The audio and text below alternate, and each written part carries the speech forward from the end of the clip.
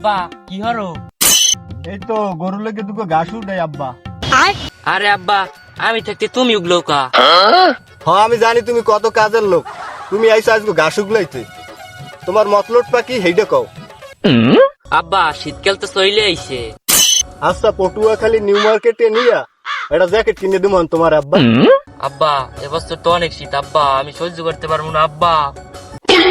ওই হইলো, শীত সহ্য করার ব্যবস্থা আমি করে দিব হানে। এক জোড়া কেস কিনে দেবো হানে, এক জোড়া মোজা কিনে দেবো হানে, লগে একটা মাফলারও কিনে দেবো হানে, যাতে শীতে কষ্ট তোমার না হয়।